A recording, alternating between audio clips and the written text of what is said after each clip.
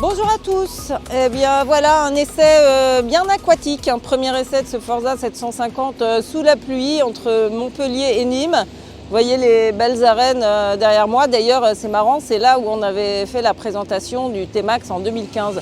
Étonnant, hein? Pas si étonnant parce que bien sûr Honda arrive avec ce Forza 750 pour la première fois directement afin d'affronter la star T-Max. Pour faire ce scooter Sport GT, Honda a pris un petit peu de son ancienne Integra et un petit peu du XADV, mais c'est un petit peu plus compliqué que juste l'amalgame des deux. Le cadre a été changé, allégé.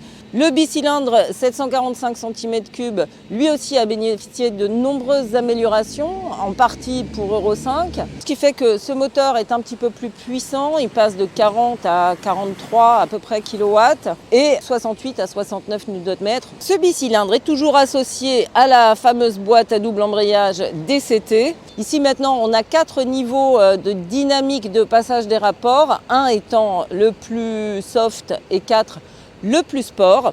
Et par là-dessus, comme maintenant il y a un ride-by-wire, eh bien vous avez des modes de conduite.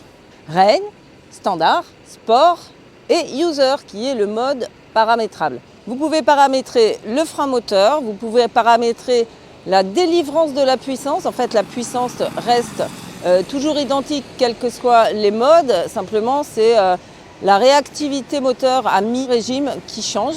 Vous pouvez paramétrer votre dynamique de passage des rapports, donc sur 4 niveaux, et vous pouvez paramétrer le traction control. Tout ça apparaît sur un magnifique écran TFT couleur qui s'inspire un petit peu de ce qu'il y a déjà sur la Goldwing ou sur l'Africa Twin. Ça nous fait pas mal de boutons au guidon gauche, mais bon, une fois qu'on a à peu près compris, ça va. Bien sûr, il est toujours possible d'être soit en mode tout automatique, soit en mode manuel. Et si vous voulez, en mode automatique, vous pouvez aussi jouer avec les gâchettes au guidon gauche, plus-moins. La partie cycle est reprise de celle du XADV. La même fourche, sauf qu'elle n'est pas réglable. Le même mono-amortisseur réglable sur 10 positions en précharge. Vous avez 2 disques à l'avant avec freinage radial. Vous avez aussi le frein de parking au guidon, ce qui a permis de laisser un petit peu de place pour la boîte à gants. On va en arriver aux aspects pratiques, donc une boîte à gants à droite qui ne verrouille pas et sans prise USB. Sous le coffre, un petit peu plus grand que sur le XADV 22 litres, vous avez la prise USB-C, donc les toutes petites, et vous avez la place de mettre un gros casque intégral. Ça, c'est grâce à la jante de 15 pouces à l'arrière, comme le XADV, et on a du 17 à l'avant. Le tout pour un poids de 235 kg en ordre de marche, c'est un petit peu moins, 3 kg de moins que le XADV.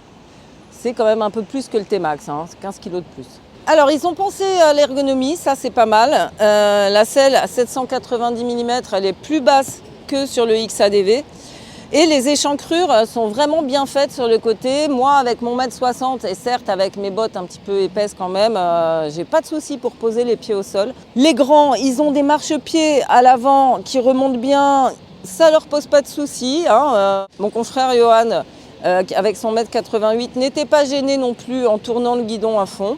Sur mon modèle d'essai, vous voyez que j'ai les déflecteurs optionnels au niveau du marchepied inférieur et au niveau supérieur.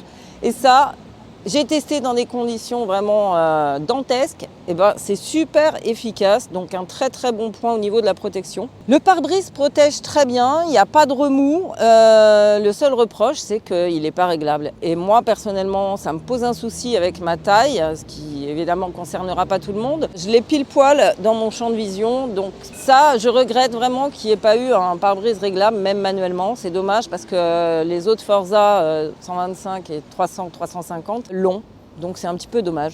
En ville, malgré son poids, il est super bien équilibré.